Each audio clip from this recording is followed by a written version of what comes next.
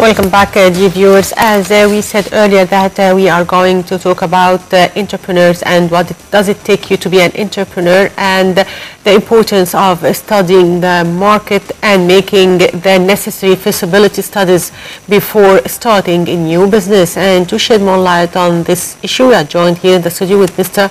Abdul Magdi. He is a business coach. Good morning, sir. Good morning. Good morning, Mr. Abdul. To start with, to start a new project as an entrepreneur and doing a startup, how can we do a good feasibility study in order to be positive or somehow positive that we are going to do the right project at the right timing with a good benefit?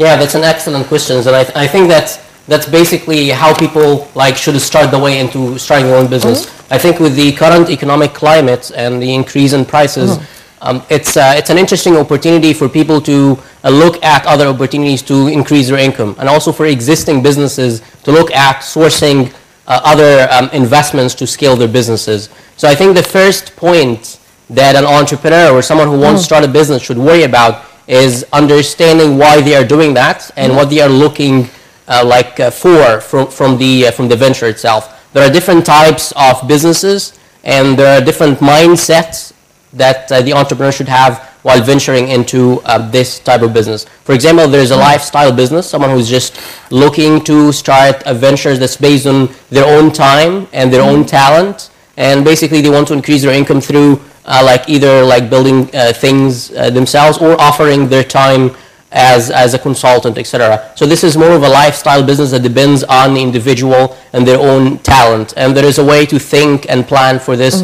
business ahead. There are other high scale startups, like companies that's planned to scale. It usually has lots of innovation components, so it's relying on a new technology, and it's intended to scale, to move into huge scale on a short span of time. And there is a way to there is a mindset, and there are certain steps that needs to be taken while venturing into this kind of high-tech, high-scale startups. There are the usual commercial ventures, which is opening a stall on a mall, something like that. So all the different commercial ventures as well. It has its own, which is things that's known, so selling products in retail, etc. So these are things that's much more standardized.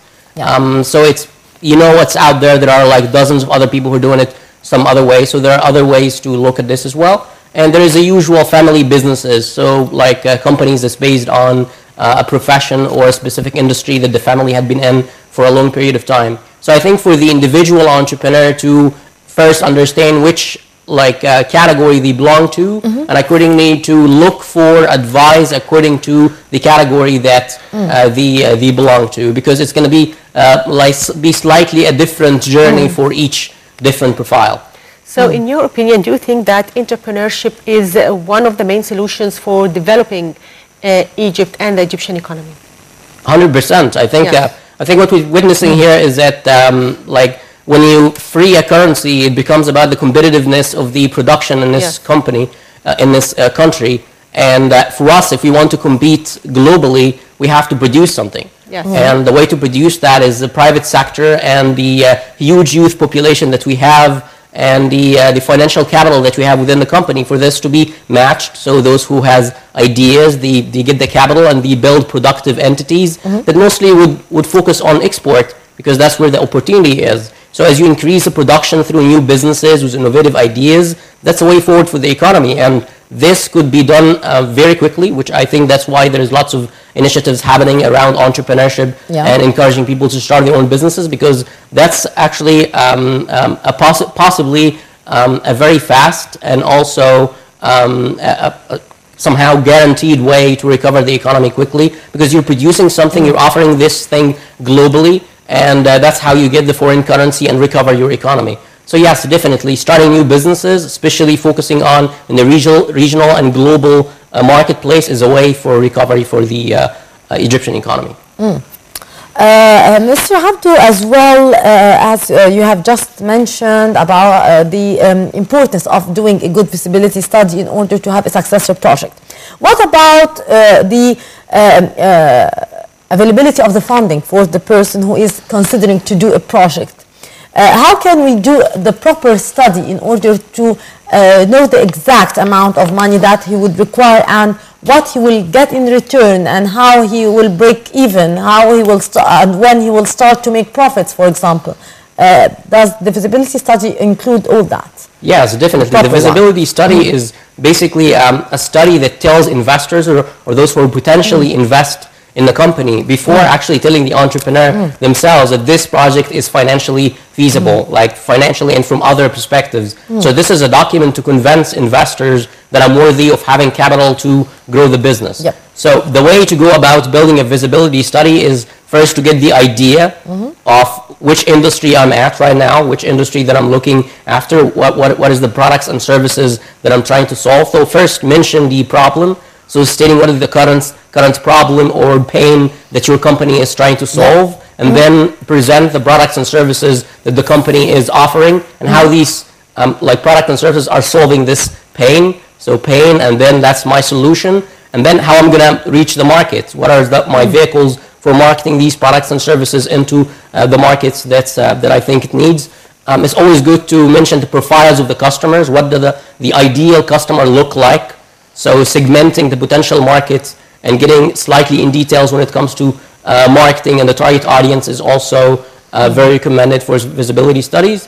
And all this brings us to the financial components. Yeah. As I look at the market, I look at the competition, I look at the potential pricing for the offerings, but then it becomes necessary for me to say that these are my products. For example, I have 3 products, and I'm looking at the first year to sell like 100 of this first product, 200 of the second, and 300 of the third.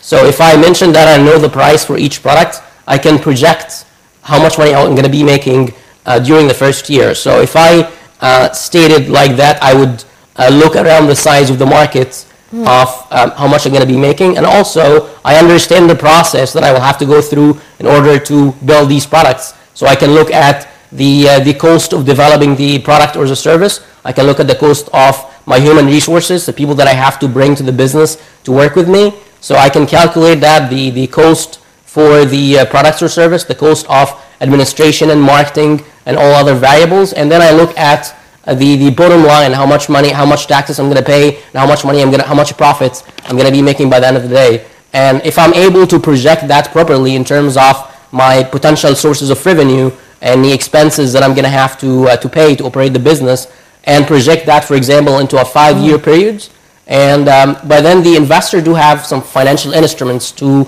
assess these investments. There is a vehicle called the net present value, which that they project the current value for the revenues along the 5 years time, and that's going to show the investor whether he's going to be making positive returns on this project or not. So if I projected all these financial variables, I get that, for example, a net present value is positive, so this project would be convincing to investors. And there are other variables like IRR, internal rate of return, that investors also look at. But once you do the main projections, it becomes just a matter of an Excel function to bring the actual number. So understanding what the business is about, looking at the market, looking at the competition, and also an important point is to make the right projections. So I cannot just project things out of my own mind. That's going to be different depending on the type of business. If I'm a startup, like coming up with an innovative concept, probably I would not that accurate at the beginning. But for example, if I'm doing something that's already had been done before, that's going to make my projections, I can benchmark it against other players. So a very important point is to try to get the projections right, because also investors are going to be challenging that, to look at how did you assume that you're going to spend, for example, just £1,000 to produce this product, and then you're going to sell it for 5,000. Would people pay 5,000 for that? Would it cost only £1,000? Are you going to sell 100? Where did you bring this number from? So it's the more data that I can access while doing the study, the more it makes it clearer to investors and more convincing to investors to attract the capital that I need for my business. So in your opinion, what are the mistakes the first-time entrepreneurs do? Yeah, I think there is lots of mistakes, but when it comes to this part, I think we would mention that waiting too long until they start wanting to raise capital. So there is a challenge while I'm going down to business. Should I kind of start from whatever resources that I have, or should I be looking for capital, especially if I see there's an opportunity for growth. So, and also a visibility study could be quite scary for some. It looks like it's a big document that I have to prepare, and there is a lot of data. It might seem like I'm not ready for that, but I think like people can reach the right help and find the right help to be able to come up with a visibility study. So a mistake is not studying this properly, and depending on the type of business, again, there is data to be accessed and there is further analysis to be done. So it's okay to spend 3 months just looking at the visibility study, trying to understand the market, benchmarking what you want to do against other players who's providing that. So spending the time and efforts before jumping into starting the business and making sure that you secure the necessary capital that you need. I think these are all important variables, and some of the mistakes that businesses could go on for 5 months being small businesses not reaching this point which they can scale because they haven't allocated the right capital and they are still in the process of understanding the market. So once you know where you are and where you're going, it becomes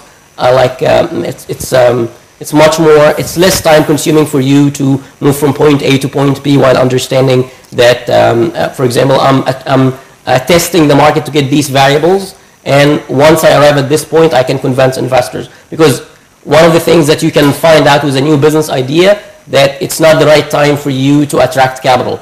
So investors might not be convinced of the numbers. So for me, I might decide to run an experiment out of my own money, and during this experiment, my job is to reduce the risk or prove these assumptions that I made. So it's going to be a solid point that I know I'm going to arrive there, and once I arrive there, I'm ready for investment. Okay, so in your opinion, how can we build the capacity of women entrepreneurs? I think that's a very good point, because I think lots of those who are getting into entrepreneurship right now and starting their businesses are ladies, stay-at-home moms who are like either they are professionals and they used to be in the workplace, but then they have to stay at home because of taking care of their family, etc. Or others who like to do handmade crafts. So I think women have good share of these projects. Women. What? They have good share of these projects. Yeah, I think there is like lots of those who engage with us are actually within these profiles, and I think the good thing that they have more time to some extent, and they can actually look at things with a lot of focus, so they dedicate some amount of time to look at that. They have a strong network, so women can actually have a much easier time attracting the data from different sources. Yes. And like they are just like men when it comes to, and even smarter when it comes to digging into the numbers, because they're used to managing the household budget, etc. So like doing this kind of visibility study with the right help become also very possible for women entrepreneurs to venture into, which I think this is a trend that we're seeing in Egypt, and one of the possibilities is for that to go regionally and globally, especially in professional services sector, things like administrative activities and business-related activities. I think there is potential for these services to be sold regionally and globally. Things, for example, secretarial work that's done remotely. This is a possibility for serving a regional market in terms of doing secretarial work. And by then you have all the ladies with the business skills to be doing some administrative work to the side, having more income, and like getting into business themselves. Yeah, indeed. Mr. Abdo, as well, we have to mention here the role of the incubators. To what extent the role of the incubators is important for the startups and the new entrepreneurs? Yeah, I think for the particular type of business, there are different incubators and accelerators that exist in the market that can help businesses grow, like especially for high-tech, high-growth startups, because that's where the economic opportunity is quite clear, and also because there are global models when it comes to incubators and accelerators for high-growth technology companies. So especially for those who are getting into trendy new startups, I think they can take advantage of incubators and accelerators. To what extent the incubators here in Egypt are efficient, or they are enough? Do you believe that there are enough incubators here that could represent real help for the entrepreneurs and the new startups? Well, definitely not. Definitely, there is lots We of need more. there is lots of opportunities to have much more incubators and accelerators to serve a huge population, and also there are efforts that needs to be done for the potential entrepreneurs to be ready for the incubators and accelerators, because I think one of the challenges also that these incubators and accelerators find it difficult to get someone with the right profile to run the company because of like lack of knowledge and lack of relevant experience. So also we have to make sure that people applying to these incubators and accelerators, you understand how business work and they are ready to lead companies. So it's like it should be played on both sides. In one aspect, you have to work on the knowledge and the experience aspect for those who want to start their own businesses, and also incubators. By then, they're gonna start realizing the economic opportunity, and we can see lots of incubators and accelerators to tackle different industries and different types of businesses. So in your opinion, is there a relation between entrepreneurship and innovation? Yes, definitely. If we talk about entrepreneurship, and especially the startup scene, like entrepreneurship is building a business with the potential to grow very fast. And we have seen examples here, things like the car hailing applications. I think they were introduced less than 2 years ago, and no one was actually considering to use like a private car when they're using mobile application. And right now we can see there are like hundreds of thousands of Egyptians, even millions who are using these kind of services. These are the type of startups that can potentially reach a huge market. We can look at lots of websites that's selling products and services in Egypt that's also starting to gain traction. So entrepreneurship, and if you want to start a business, you have to look at the business idea and how to make it innovative and with the potential to grow. So you adjust your concept, what you're passionate about, into a potential opportunity in the market, and you take advantage of the latest technology in order to reach the scale. So having the right idea, looking at studying the possible technologies and the opportunity in the specifics, and then packaging this for growth. So that's the formula for building a scalable business. Yes, and to wrap it up, Mr. Abdou, your quick tips for the young entrepreneurs, for the people who want to do real startups. What's the right move that they should start with? Yeah, I think the right move to start with is that they have to profile themselves. That's like when someone comes in and he knows what they want out of what they're doing. That's a very positive point. So just realizing why I'm doing that. I'm just doing it because I want to like start something or just call myself a CEO. Once they realize what they want to do, once they do the effort to study the market. So like sometimes investors, they look at these feasibility studies and they say a number and they ask the entrepreneur, where did you get this number from? Did you call them to ask for this number? He says no, and by then he didn't do the efforts necessary to get the data. So doing the effort necessary to get the data validated, it's a very important point. So by then I realize why I'm doing that. I'm looking at the data, I'm doing the studies, and also seeking help. I think not all of us are experts on a lot of things. I seek help with other aspects that I'm not good at. So it's good once you're getting into business, you have to look at the people with the experience to help you start your own business.